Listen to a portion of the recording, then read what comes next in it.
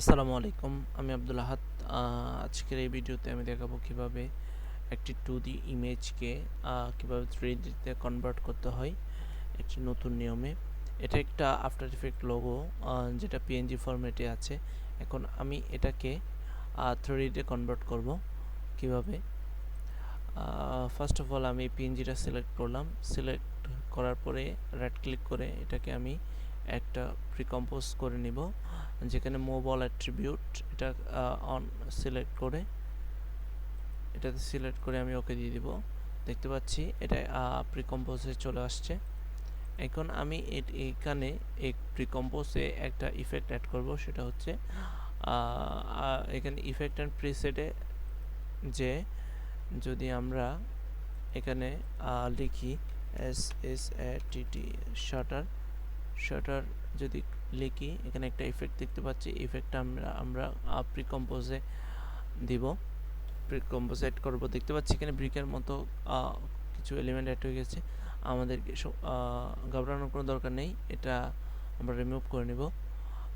এটা আমরা রিমুভ করব শাটার ইফেক্ট অ্যান্ড কন্ট্রোলে যাব।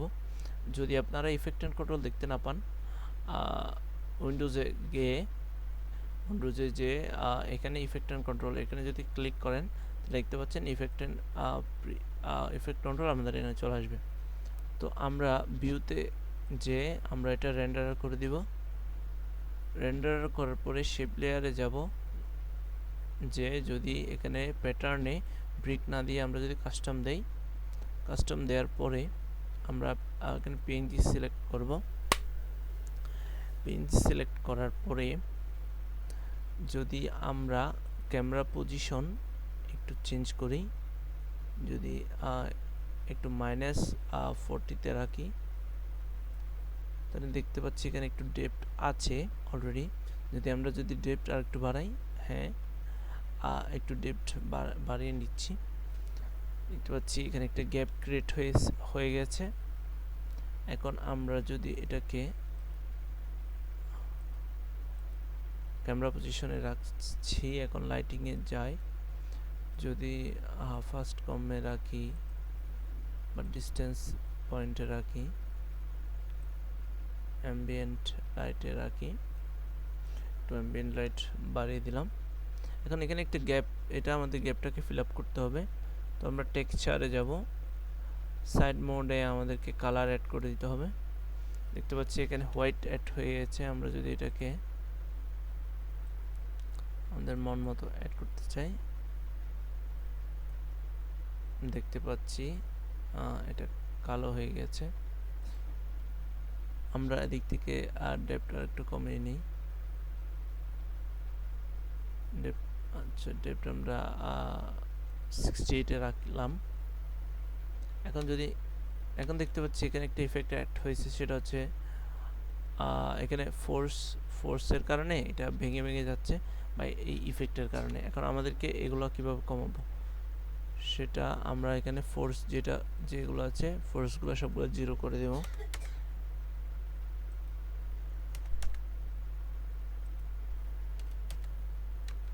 দেখতে পাচ্ছি এখন আমরা চাইলে এই প্রিকম্পোজে অর্থাৎ লোগোটাতে আমরা অ্যানিমেশন দিতে অ্যাড করতে পারি।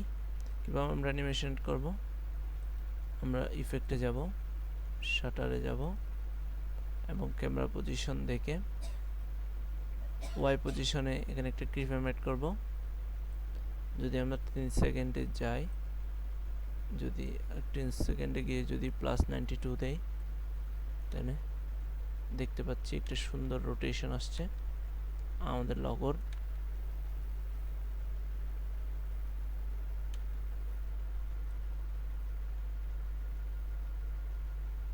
যদি আর একটু বাড়িয়ে নিই,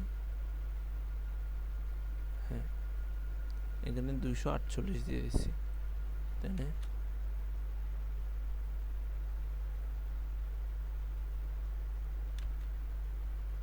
এভাবে করে আমরা চাইলে আমরা আর একটু চেঞ্জ করি। মনে করেন আমাদের এভাবে আছে, তো আমরা ওয়াই রোটেশন দিলাম, দিয়ে যদি এভাবে করি, এভাবে রাখি, তাহলেও হয়। আমরা একটা রোডে অ্যানিমেশন দিয়ে দিলাম। এটাকে যদি আমরা ইজিস করে দিই,